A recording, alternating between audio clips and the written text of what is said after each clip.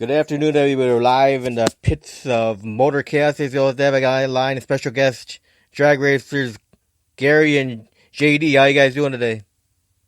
I'm doing just fine. So, JD, what are you up to this weekend? What are you working on the cars? Right now, we're currently getting the 55 truck ready for Cleveland, Arizona. So, where are you going to be running in Arizona? We're going to be at the Kingman Street Drags. I'm sorry, I got a wicked rebound there. We're going to be at the Kingman Street Drags the 25th, 26th, and 27th of October. Now, that truck is 70% nitro? Oh, let Gary check it. It can be.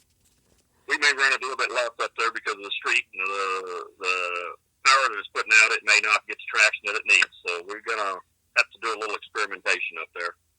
It's a small block. It's a 400 cubic inch small block, and it's bad to the bone. We've run a 709 at 199.67 mile an hour in Tucson, and JD got out of it a little early. Nice. So, Gary, you're the crew chief?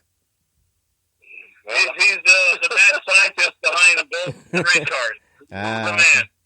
I'm the bill payer. Yeah. Yep. I fix them and he breaks them. How's that sound? Okay. So tell me. So tell me a little bit about the Alcohol Funny Car. Well, what we did is we ran the truck for years, and that's how we pretty much made our little fame and glory around the Southwest. And we decided to do something a little different and run the Funny Car. Mainly with that one, we just wanted to goof off, maybe Funny Car Chaos, and also pick on the Stringer family, of course. We have this basically. We have this thing about being the underdog and beating the big time guys. With the small block, the truck, we actually were beating guys with 700 cubic inch motors, big turbo motors, and we did it for years. So we figured we'd just have something a little different, between running the truck and everything, just the Funny Car just basically is a Fontana Hemi, faced off like a Chevy Hemi. 3-speed power glide with a converter, kind of a similar setup as the truck has, just on alcohol, 1471. And basically, we're just sorting that one out. We'll be running it again here in November, and then we're going to try to do some local races. Mainly on that setup, we're going to be mainly hitting up Alien City Dragway with Roger and the guys over there. That track is excellent. I mean, it's pretty much the best track in New Mexico. Roger is a good friend of ours, so we did a lot of testing over there. We did a lot of match racing there with the truck previously between the rednecks and everybody around. And so that particular car, we're going to just do Funny Car Chaos and maybe a couple of nostalgia races. And then the truck will be doing more like Kingman and some of the outlaw trucks, putting on some match races also. Yeah, and Roswell, I'd like to mention to you that we also were in the Pastime show, and we were one of the featured trucks. And down there, we've also hold a track record. We've run a 726 at 190. So it moves along pretty good down there, too. Oh, that's nice. Yeah. So now, JD, when did you get into drag racing? How'd you get into drag racing? Well, kind of hard to explain. My old man's been running drag racing since 1966. And then, unfortunately, he went to Vietnam for a while and came back. So my dad's been running since 66. I started actually driving race cars when I was 15. I'm 48 now. And I just worked my way up. I did everything from, running my local car my car at the local track. Then, I was fortunate enough I got into the family race car and I started going from there. And then I wanted to do something a little differently. And back in 2002, I hooked up with Gary, and he had this little truck, and he gave this wild Texas boy a chance, and then we made history. Yep. So chaos every time. Yeah. And then we did everything. What was nice about with Gary is being part of the whole deal. Gary is the deal. We've done all the little tracks around the Southwest. You name it, we've been down it.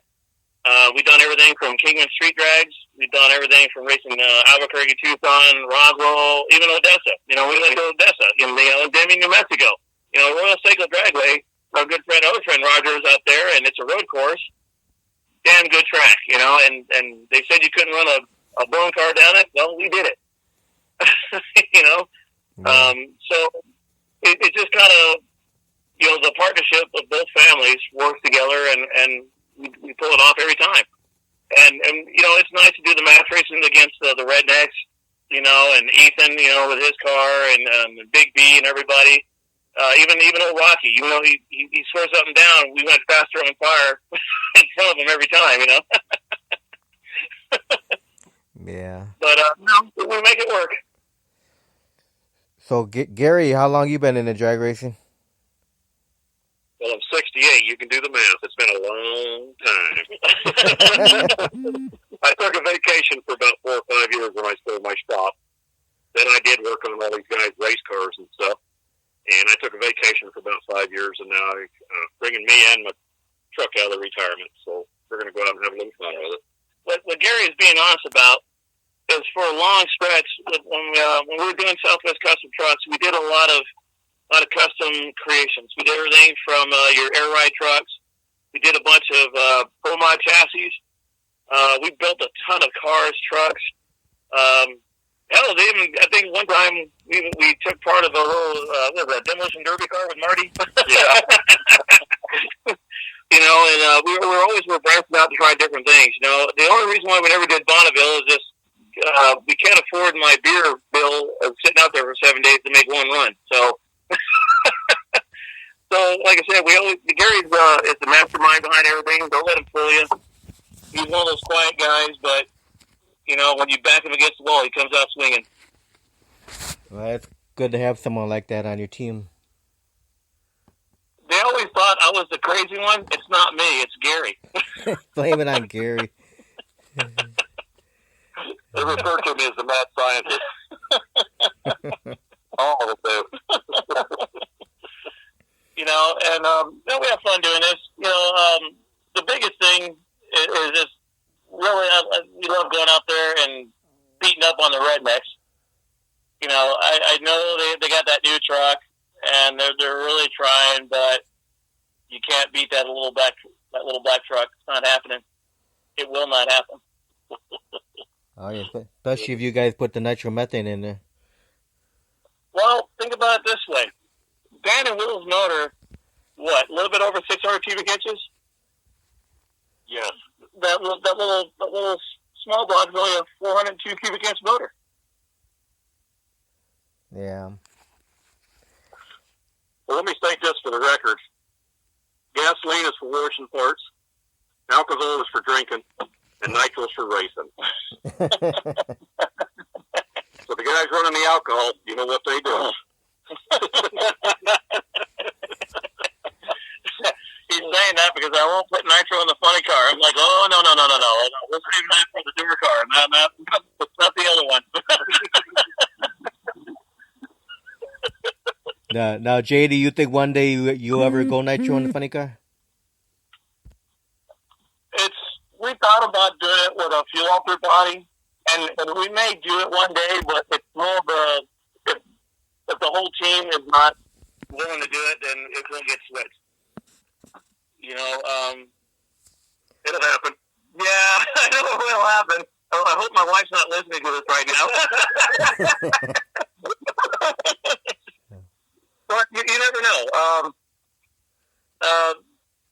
Being that we're based out of Arizona, and this is pretty much the birthplace of I should have the birthplace.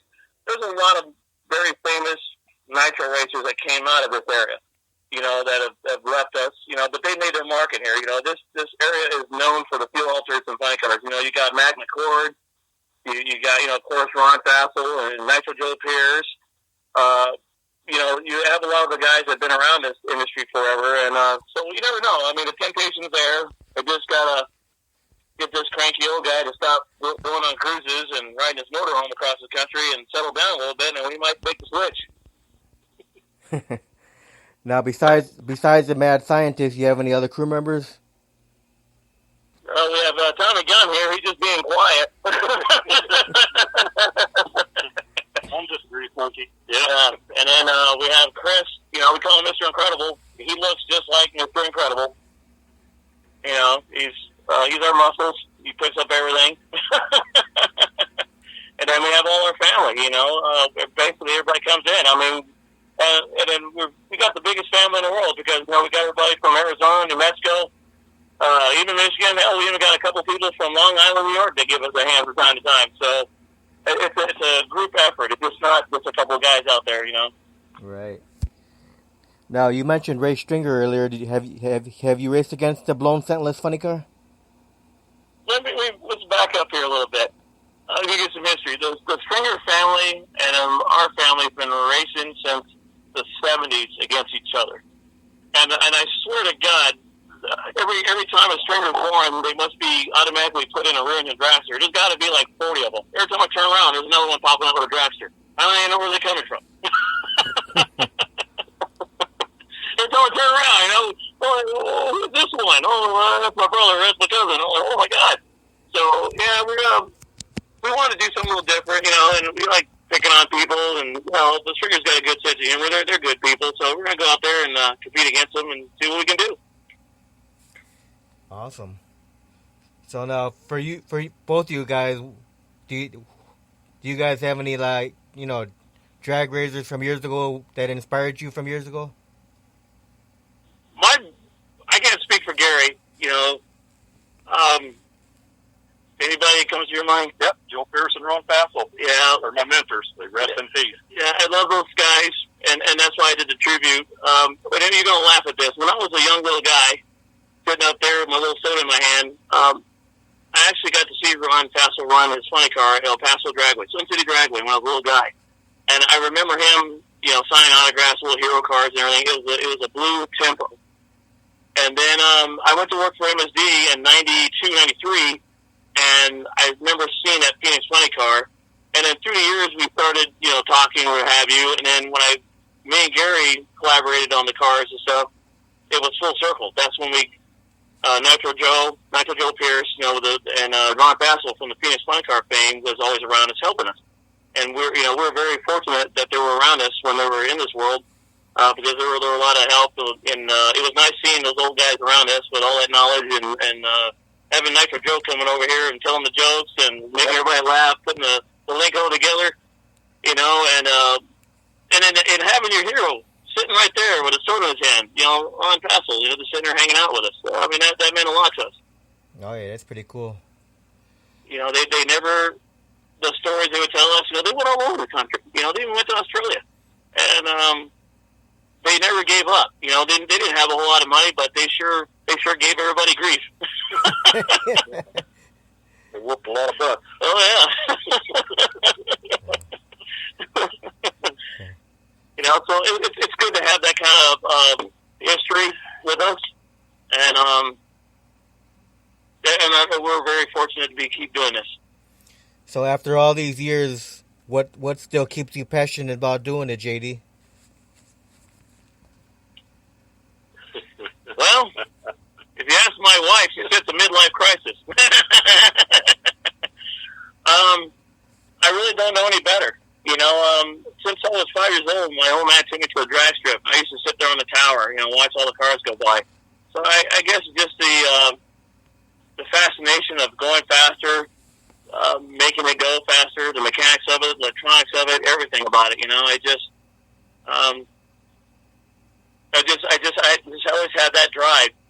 And I lost it for a while, but some cranky old man here kept telling me to have fun and stop panicking and getting pissed off. And for the first time, I grew up in Roswell, over Hazen City Dragway, I actually calmed down and had a big old smile on my face. It came back full tilt.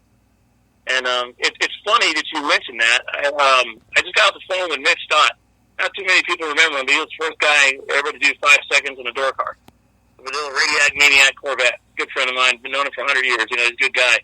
And he kept telling me, he goes, as long as you have that fire in your eyes, he goes, son, you can do anything you want. And he's right. You just got to keep it going and surround yourself with good people. Me and Gary collaborate on a lot of stuff. Yeah, I know we fight and we argue, but he's right. some of the times, but Some of the time. Okay. you know, I know I'm wild and carefree, and I pin it, and I go to the end, and Gary's, you know, more of you know, meticulous, looking at things over. Yeah, I might not always be right, but I'm never wrong.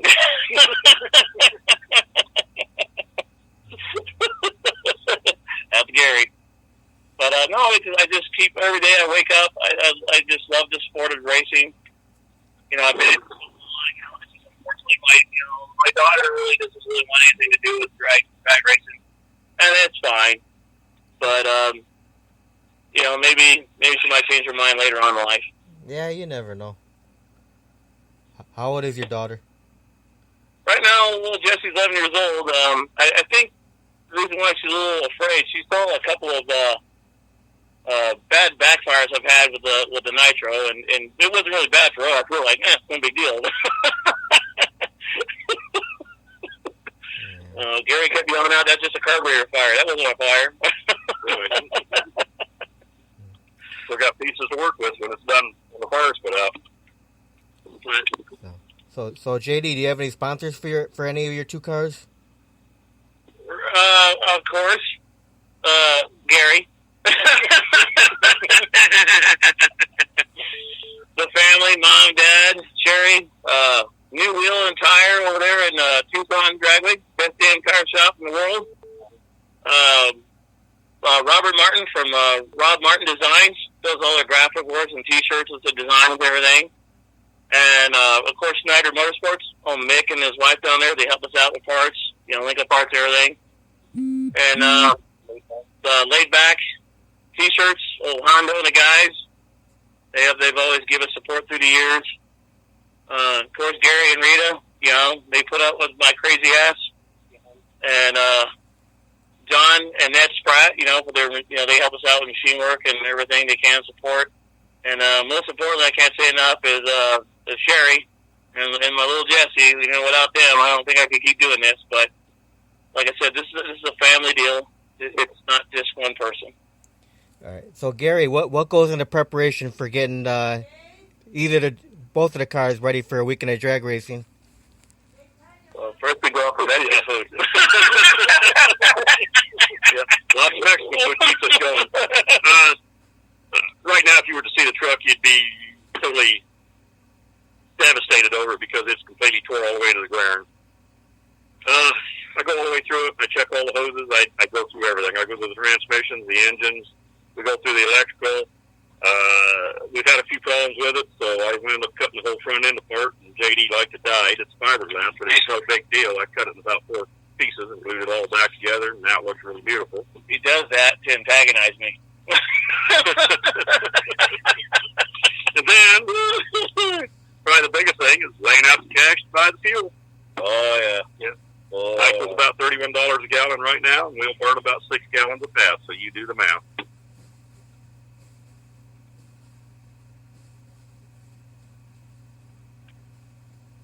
Still there? Hey. Yeah. It went silent. Okay. I couldn't hear you for a second there. So now when you go out on the track, JD, do you have any pre-race rituals or superstitions?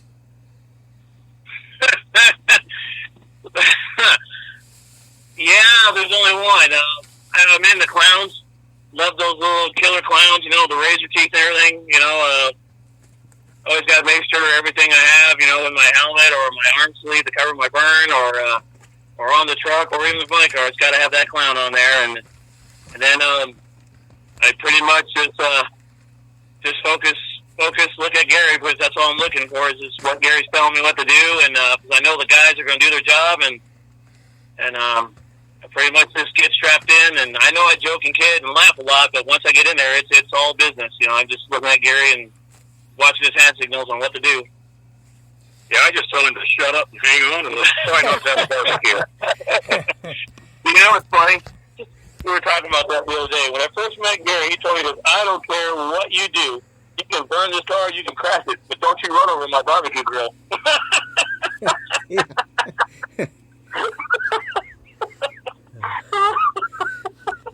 Now I've had it to the collection. I've got a smoker now, so if he runs over it, there's going to be a serious problem. But I'm going to switch the ribs and some other things up in Kingman. We're going to have a good time up there. We're going to go party.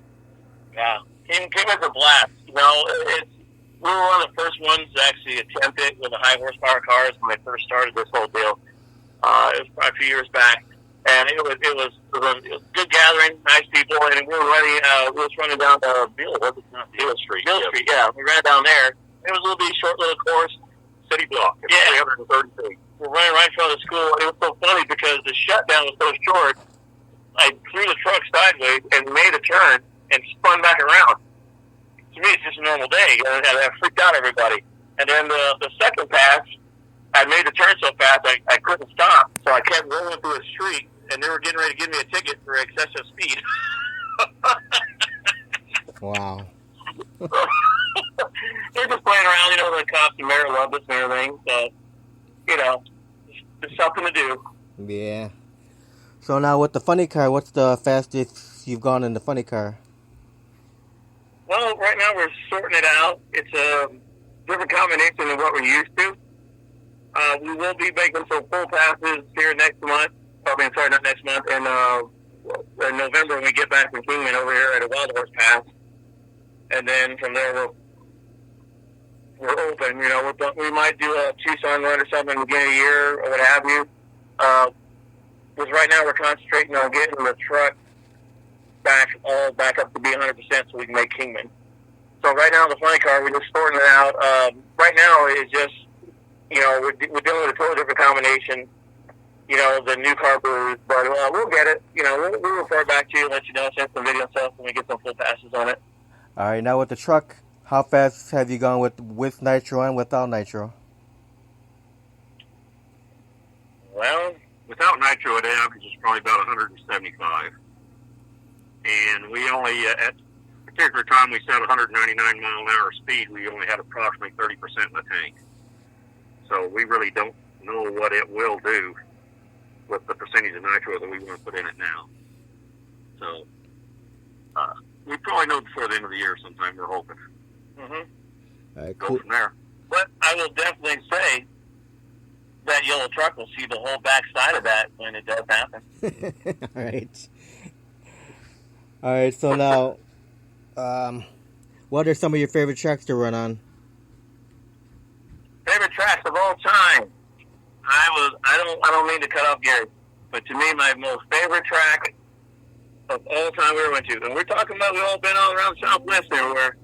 I would say Roswell, New Mexico, Alien City Dragway. Roswell and Tucson are about the same elevation, and we can run about the same speed and the same ET as both of those tracks. Exactly. You know, Roswell was cool, and then when we went to Odessa, that was different because we don't really do 8 mile. We've always done the quarter mile. So that was a little change up for us. And it was nice to see all the truck lovers out there, you know, getting involved and coming by. And we had a good old time, you know. But my heart will always belong to Speed World. We used to go there a lot. Speed World is just on the other side of Surprise, Arizona. Yeah, this is the track from the 60s, and finally the city shut down and zoned them out. So yeah, it's long gone now. But we will always love Roswell and Tucson.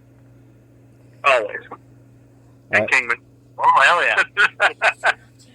Kingman's party city. That's all there is to it. It's just going to be a party. Dave, the first time we ran Roswell, I'm in the truck, so I don't get to see anything. All I hear is all hell break loose and blower line and shit moving that would probably scare most people.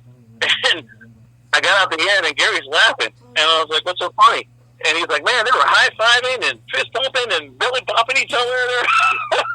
I was like, "Really?" There you go. They definitely got excited, that little town. So now, what would you consider to be the milestones of your drag racing career, JD? The milestone? Yeah. Breaking 200. Breaking 200 in the truck. Breaking 200 miles per hour. Yeah, because it was something that Gary and I always talked about doing when we first met up. And when we did it, it was like like it was just overwhelming. I mean, everybody was happy for us. The track personnel everybody was just crazy over the whole deal. For a little small block and a truck doing that. That was pretty much our biggest milestone. For me, that was my biggest milestone. And I did a lot of bracket racing before I went to blower cars and altered stuff, but that right there sealed the deal. Awesome. So now, have you had any accidents or close calls in your career, JD? Oh, well, that's which ones? How long do you have? How long is this show? That many, really? You mean the one where I saw Elvis or the one I saw Chuck Berry looking at me?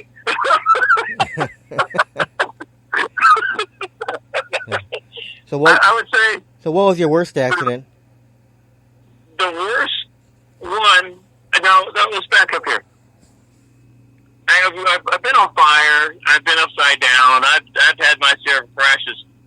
But the worst one is when the front seal pushed out on Linko, and that training fluid would not stop. I couldn't see. It covered my visor. It was just hot. It wouldn't go away. Filled the whole inside of the cab with transmission fluid. Yeah. Holding off transmission fluid. And then, Dave, here's the funny part. So we're at Tucson. I'm going through the thing like 180-something miles an hour, and now we're trying to stop it. I can't stop it because all the tires are full of training fluid. Right?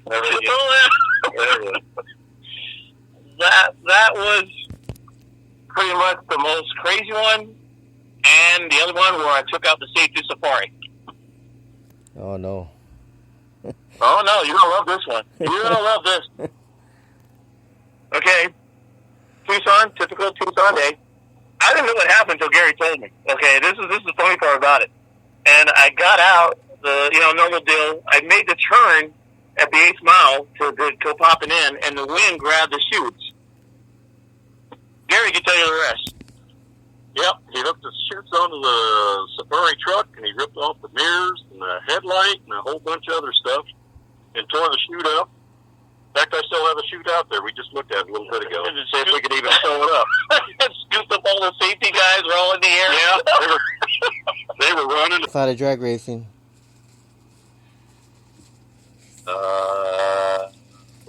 Drag racing. Drag racing. Going to Scottsdale for the good guys occasionally. Barbecuing once in a while. Burning some meat. Yeah. Oh, I forgot. My hobby's drinking beer. I'm drinking one right now. Hey, we expect. I'm Cajun. Yeah. Cajun.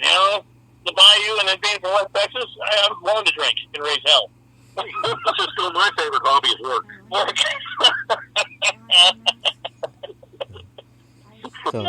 So what's your guys' favorite food to eat? Favorite what? Favorite food to eat. What do you guys like to eat? Your favorite food? Let's put it to you this way: it's got to have fur and hoofs on it. It's edible. Yeah, meat. I don't know. The first place I came to when I got up here was Filiberto, so I don't know. Kind of caught between Filiberto's and steak. Favorite beverage? Oh, wait. It depends on the occasion. Come on now. Now, favorite beer of all time? I would definitely say Killian's Brown Ale. How about Gary? Well, I'm having a Dr. Pepper right now. Dr. Pepper? I used to be a Pepsi-holic, so I had to quit the Pepsi because I was drinking queso a day, so I had to shy off. I had to get healthy so I could keep beating up on JD a little bit on him and this truck.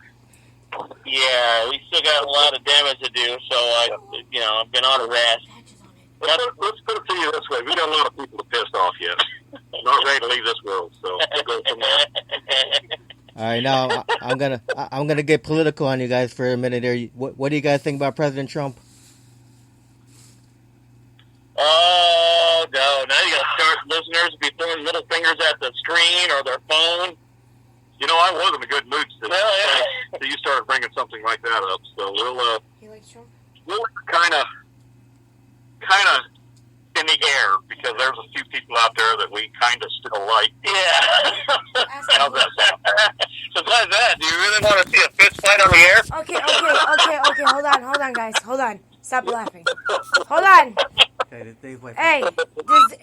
Hey, calm down. This is Dave's wife. Now, who's the other people that you kind of like? Who do we like? Yeah, who do you still kind of like? Me? Oh, I yeah. Well, you got to understand that it doesn't really matter what we say because we're going to make people pissed off, and there's certain people in our family that fight over this, so we don't like to really get involved with that. JD and Yeah, Gary? like I've always said. JD and Gary? Okay, guys, listen. Well, like You're allowed freedom of speech on the show. Doesn't matter who you like. Doesn't matter what party you represent. You're allowed to have freedom of speech. This is what my show is about. Freedom of speech. Okay? I support the First Amendment. I support Second Amendment also. I support all amendments. I support the Constitution. I support my country. I love my country. Listen, I don't support child trafficking. I don't support human trafficking. I don't support drug trafficking. I don't support alien trafficking. You understand? Exactly. Build the wall. Deport them all. I do support the death penalty for Oh, rape and child abuse, if you want to get it technical. Well, if you want me to say something, I will say this. Fuck Beto. Can't stand that guy. Fuck them Look him all. in the ass with a pine cone backwards.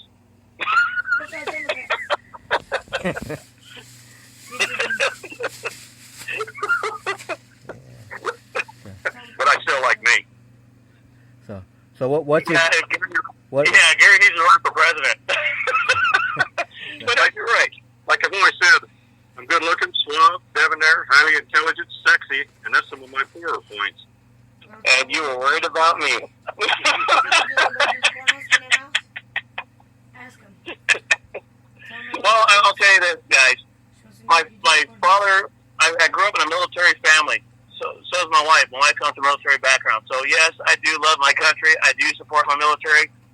I live in El Paso, Texas, home of the biggest military base. The desert training, everything's all done there from all over the country.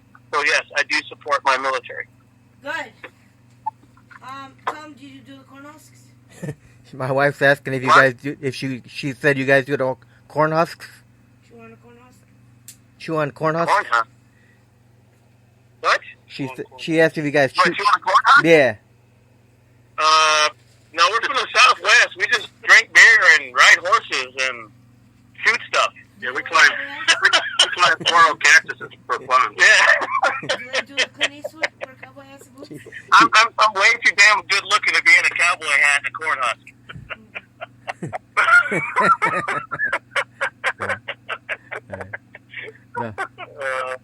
So what are your guys' favorite music to listen to? Oh, in the shop or at the track? It doesn't matter. Doesn't matter. Okay, at the shop, we always do a little mix, everything from the 60s, 70s, a little bit of, getting you going music while you're, working there, we do everything from CCR. We do a little Barry White. We'll let Barry White? JD explain that. That's right, don't put the love to you. And then normally, we do everything. I listen to everything from like hair bands, metal, 90s grunge, 70s rock, 60s. Hell, even a little bit of Tim McGraw. So what's your favorite metal band? My favorite metal band? Yeah. Suicidal Tendencies. Suicidal Tendencies. There you go. I was very fortunate to grow up in the 80s, and we used to have this big old bar. Well, not really a big bar, but it used to be like a rock bar in Northeast El Paso called Sasso's. And they would bring in all the metal bands in there, and the hair bands was kind of weird, but it was a bunch of live music in there, and that's what I fell in love with. So that's probably why I still do a lot of rock and roll and some oddball shit. That's cool, man. So now, what would you consider the fondest memory of your drag racing career?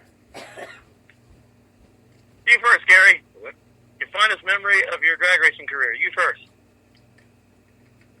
Well, I guess the best thing would be probably the fastest pass that truck's ever made.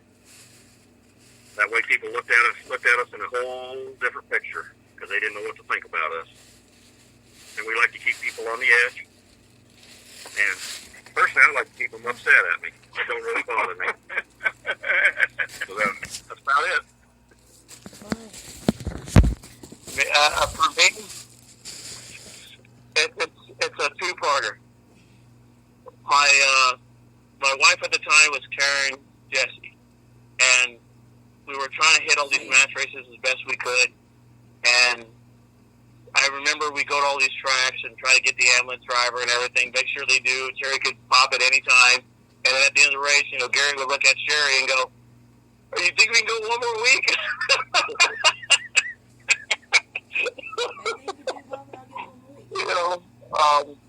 But all joking aside, I would definitely say my fondest memory is probably me and Gary just doing what we did with the truck.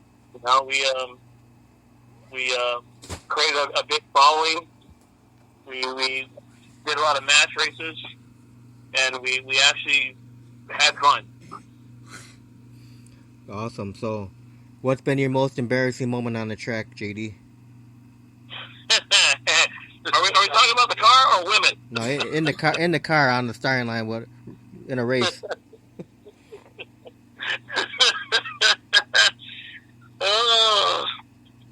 Okay, that doesn't involve women, right? Just the most embarrassing moment on the track. Yeah.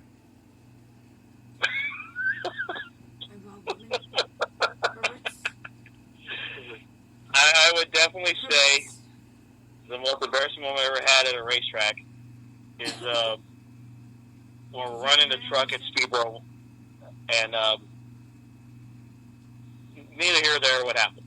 I wind up accidentally crashing the Pacers, the Taz 2 Pacers Tribute Altered. Long story short, we went down the track, I went around the guardrail, it knocked down poles, and I actually wound up on a set of, what was it, telephone poles? Yeah, telephone poles, and laying on the side. Now, this is where the embarrassing part comes in. I'm out there in the middle of the dark, and they can't find me. So as I ran up to them, I could see my dad and Gary run around the golf cart, and I'm yelling for help, and they just kept going. I literally walked all the way back to the trailer, and they were sitting there out there by the car. Wow. Yeah, that was pretty much that. I was like, wow, I can't believe that just happened. And it wasn't really a fast wreck either. It wasn't like a 200 mile an hour going through a guardrail or anything. It was probably like an 8 miles an hour. Yeah. Now, my wife wanted to ask me, through all your years of drag racing for either of you guys, have you ever seen a couple get married on the track? Yes, I have. I used to work for MSC Ignition. I traveled all across the United States, and I saw a couple get married at Norwalk, Ohio during an IHRA race. Awesome. Actually, in Tucson, we had a couple down there buy our Southwest Custom Truck T-shirts so they could get married in Vegas in them. That's pretty cool. They were truck fans. Yep. And I'd say, no, we didn't. Well, no, that wasn't there. Yeah, it was. What other weird questions does your wife have there? Anything?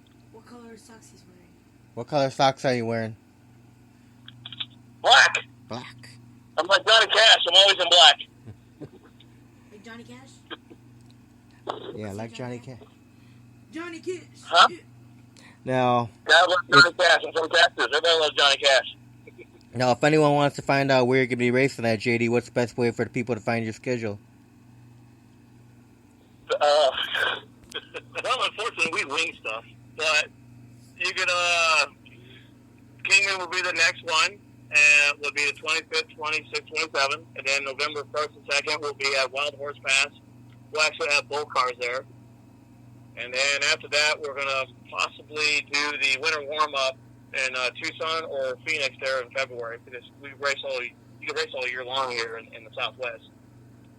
So, I mean, you can check me out on my Facebook page, you know, or I don't know. I guess. Awesome. Follow the Redneck Facebook page. Yeah, the Rednecks. They always seem to be following us. Oh, yeah. By the way, tell your wife I'm not wearing underwear right now.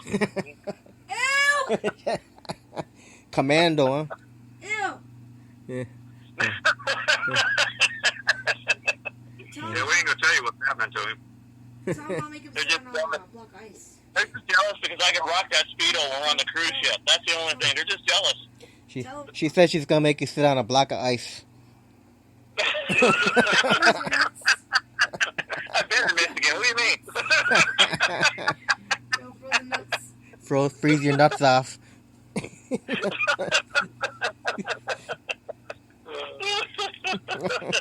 Oh, one more thing I want to clarify before you go, David. All right. I want to tell you about the purse. All right. Okay, It's a winning Gary, start it off. Well, this all started out because Will told his dad to drop the purse and drive like a real race car driver. So I came along with this idea. I wound up getting an old purse, an old lady's purse that was all flowery and nasty looking and stuff. So we would take it to the races with us when all of our buddies were racing with us. And whoever did the lousiest that day would wind up with the purse. By the way, we never had the purse. Everybody else did. So when you did lose, Wait, Gary. Now, is this an R-rated show? I'm going to put it to you this way. If you did lose, you had to put something in the purse. Again, is this an R-rated show? Well, it does say explicit content in the podcast, so yeah, I guess so. Well, wait. Now, keep in mind, one of our friends owned a porn shop. All right. Continue, Gary. And we needed supplies for it. So he was likely enough to donate a few items to it. So we will, I guess, kind of leave it at that. I'll say it. I have no shame. Okay, so what I did is I had Ethan, my brother from another mother, go to the Pouring King and buy the biggest black dildo you ever seen in your life. It was worse. It looked like we were smuggling cocaine to an airport. The operation was trying to get this thing and get it down and get in the purse. So Dan wound up with it the first night. And he wasn't happy about the contents of the purse. So his wife wound up buying a butt plug with a horsey tail on it. And that went into the purse. The next person that got the purse wound up putting some, what was it, transvestite? Yeah, CDs in there. And a CD Corella butt lube. I remember that one, too. Yeah. Needless to say, this purse went on and on and on. In fact, it got so full we had to get a different purse. Yeah. And, yes, I am going to find another purse to start out in Kingman. So we're going to see what happens there. Yes, BBC. Wow. That's too hilarious, guys. Well, on that note, I want to thank you guys for doing an interview today. I'd like to thank you. We'd still like to mention the Kingman Street Drags, October 25th, 26th, and 7th. And a big shout out to Big B for putting it on. And for me, same thing with Kingman. All our friends and family who are at Kingman will be up there seeing you guys soon. Come to raise hell. Sorry, Mayor, I'm going to destroy your town. And, of course, you can always keep for updates on us on, Kingman Route 66 Dragway or the Kingman Group. Or you can even go to AlienCityDragway.com and hit up Roger there, hit up some likes.